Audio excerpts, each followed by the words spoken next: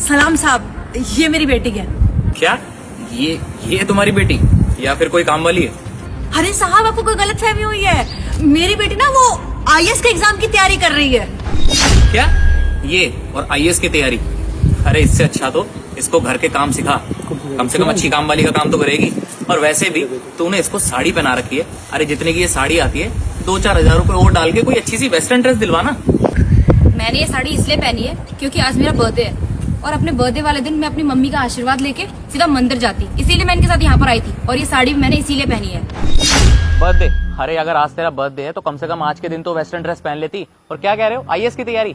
इसको आईएएस की तैयारी करवा रहे हो? अरे आईएएस बनने के लायक भी नहीं है ये। ड्रेस देखिए इसकी, गवार कहीं की। एक्सक्यूज मी सर, क्या कमी है मेरे कपड़ों में? ये हमारी संस्कृति है, यही हमारी पहचान है और इनमें कमी क्या है?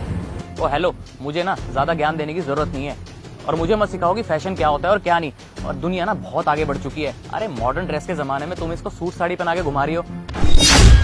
अरे इसको ले जाके कहीं मॉल वगैरह जाओ, किसी ज़ारा के शोरूम में लेके जाओ। अरे कुछ ब्रांडेड कपड़े पहनाओ। मुझे देखो कैसे ब्रांडेड कपड़े पहने हुए हैं। अरे हाँ, मैं तो भूल ही गया था कि तू एक सिक्योरिटी गार्ड की बेटी है, तो तेरे पास इतने पैसे होंगे ही नहीं, औकात ही नहीं है ना तुम लोगों की महंगे कपड़े खरीदने की। देखिए सर, आप चाहे कितना भी पैसा क्यों ना कमा लें या फिर कितने भी ब्रांडेड कपड़े क्यों ना पहन लें, लेकिन आपके ब्रांडेड कपड़े इस साड़ी की बराबरी कभी नहीं कर सकते, क्योंकि ये इंडियन ड्रेस है और ये ड्रेस ना हमारी संस्कृति को दर्शाती है। मैं तो अपनी संस्कृति अपना रही हूँ, लेकिन आप जैसे कुछ लोग हैं जो हमारे देश की संस्कृति को छोड़ के विदेशी सभ्यता को अपना रहे हैं। और ना आपको मैं एक बात बता दूं, अगर मेरे पास करोड़ों रुपए भी आ गए ना, तब भी मैं अपने देश की सभ्यता को नहीं भूलूंगी। मैं आज भी ये साड़ी पहनती हूँ और कल को भी यही साड़ी पहनूंगी। और मुझे गर्व है कि मैं अपने इंडियन कल्चर को फॉलो करती हूँ। मम्मी, आपने तो मुझसे कहा था कि सर बहुत अच्छे हैं, लेकिन सर की बॉडी लैंग्वेज और इनकी भाषा से लगता नहीं है इनमें बिल्कुल भी तमीज है बात करने की।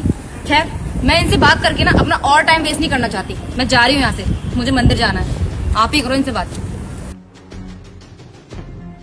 देख सुन मेरी बात, तू इतने टाइम से ना मेरे पास गार्ड की नौकरी कर रही है, इसलिए ना तेरे को एक सलाह दे रहा हूँ कि तू क्या अपनी बेटी को आईएएस वाईएएस बनाने में लगी हुई है। इतना पैसा खर्च कर रही है, कोई फायदा नहीं है। इससे अच्छा ना इसको कोई छोटा मोटा काम सिखा। अरे आगे जाके तेरे काम में हाथ बटवाएगी। क्या आईएएस वाईएएस तैयारी कर पा रही है तू? ये लायक भी है आईएएस बनने के? और हाँ, 4 पैसे जोड़, कल को इसकी शादी भी तो करानी होगी ना। ठीक है साहब, मैं अपनी बेटी से जरूर बात करूंगी। ठीक है, अच्छा अभी मुझे बहुत लेट हो रहा है, मैं निकल रहा हूँ। सलाम साहब।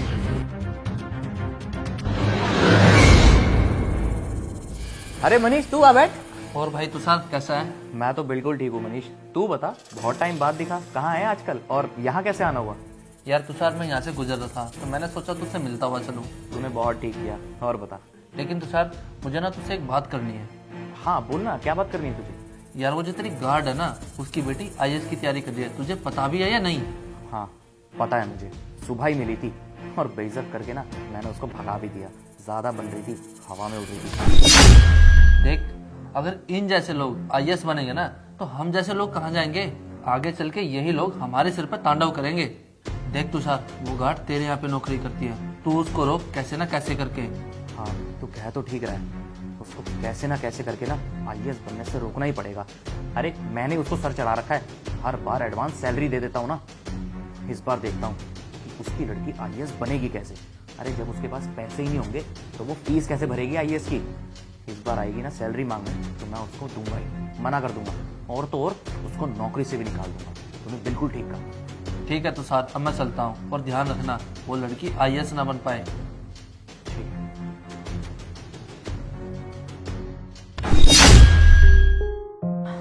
अरे मम्मी, आ गई आप? हाँ बेटा, और बता तेरी पढ़ाई कैसे चल रही है? मेरी पढ़ाई तो बहुत अच्छी चल रही है। वो मम्मी, इस बार की फीस ना थोड़ी लेट हो गई है, अगर अरेंजमेंट हो जाता तो।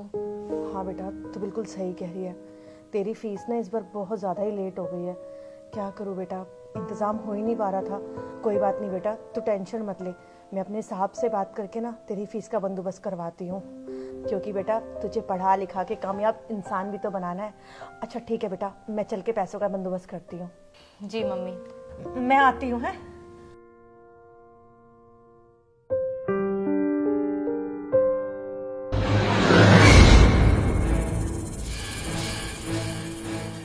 नमस्ते साहब।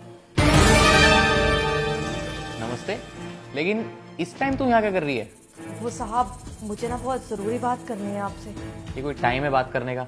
तेरे को दिख नहीं रहा मैं ऑफिस का काम कर रहा हूँ? अच्छा ठीक है बोल। साहब मुझे ना अपनी सैलरी एडवांस में चाहिए। तुम पागल तो नहीं हो गई हो? हाँ, जब देखो अपनी सैलरी एडवांस मांगती रहती हो। नहीं है मेरे पास कोई पैसे, जाओ यहाँ से।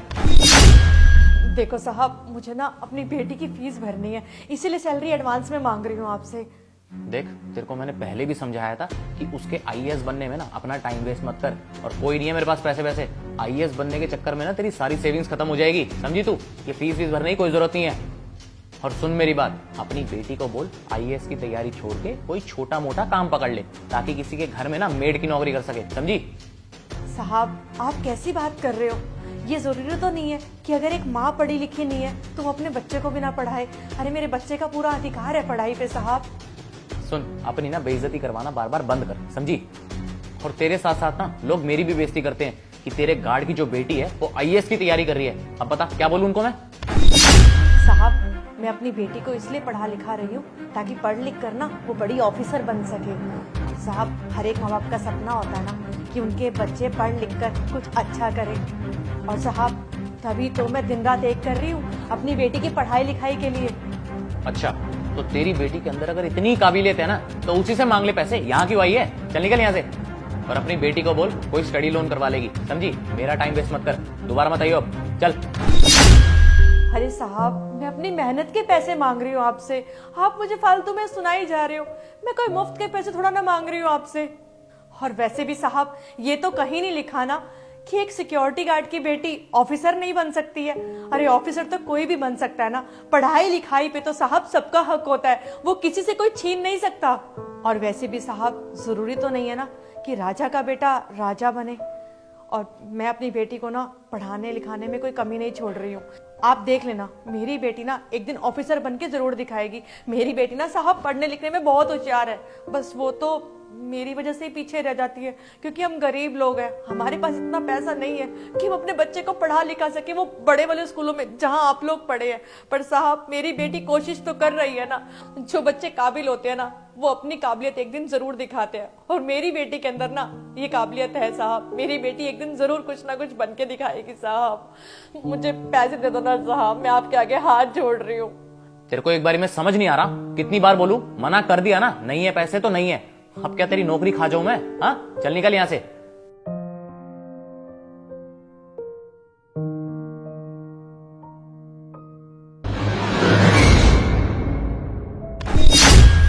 नमस्ते मैम। मैम यही है वो जिनके बारे में मैंने आपको बताया था, इन्हीं को आपकी हेल्प चाहिए थी। अरे तुम तो वही हो ना, अपराजिता की बेटी? तुम यहाँ क्या कर रही हो?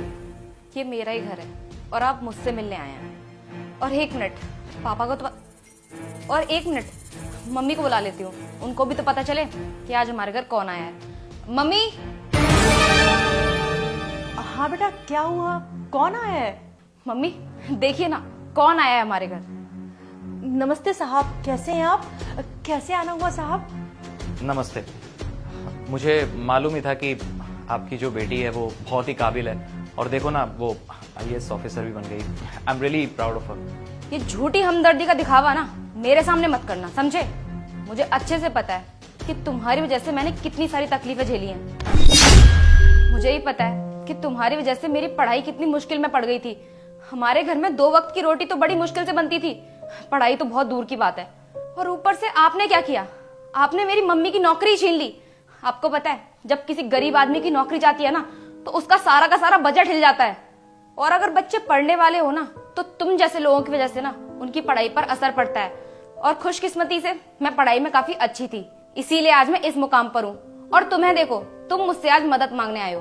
तुम जैसे अमीर लोग ना कभी चाहते ही नहीं हो कि गरीब इंसान का बच्चा आगे बढ़े, क्योंकि ये चीज तो तुम लोगों को हजम ही नहीं होती। तुम लोगों को उन लोगों की मदद करनी चाहिए जिनकी तुम मदद कर सकते हो। तुम जैसे लोगों को तो उन बच्चों को मोटिवेट करना चाहिए जो अपनी लाइफ में आगे बढ़ना चाहते हैं। अरे शुक्र करो कि भगवान ने तुम्हें इतना पैसा दिया है, इस काबिल बनाया है कि तुम दूसरों की मदद कर सको, लेकिन तुम लोग तब भी नहीं करते। हर कोई एक जैसा नहीं होता। वो कहते हैं ना, जिन लोगों के पास पैसा होता है वो लोग पढ़ना नहीं चाहते, और जो लोग पढ़ना चाहते हैं उन लोगों के पास पैसा नहीं होता। जो इंसान काबिल होता है ना, भगवान उसे एक दिन कामयाब जरूर बनाता है। और मैं आप लोगों को सुना नहीं रही, मैं बस इतना कह रही हूँ कि अगर आप लोग उस काबिल है ना कि किसी की मदद कर सकते हैं तो प्लीज उसकी मदद कर दीजिए। लेकिन इस वक्त मैं आपकी मदद नहीं कर सकती, तो आप जाइए यहाँ से। मैम प्लीज आप ऐसा मत कीजिए। देखिए मैं आपसे प्रॉमिस करता हूँ कि मैं आज के बाद कभी किसी की बातों में नहीं आऊंगा। I am really sorry for that. उस दिन आपने मेरी मम्मी की मदद की थी, नहीं की थी ना, तो मैं आज आपकी मदद कैसे कर सकती हूँ? मैं बस आपको इतना समझाना चाहती हूँ कि अगर आप किसी के साथ अच्छा करेंगे तभी आपके साथ कुछ अच्छा होगा। उस दिन आपने मेरी मम्मी की मदद नहीं की, तो आज मैं आपकी मदद नहीं कर सकती। अब मुझे आपसे और ज्यादा बहस नहीं करनी, अब आप जाओ यहाँ से। मनीष, लेके जाओ इनको मेरे घर से। जी मैम, चलिए।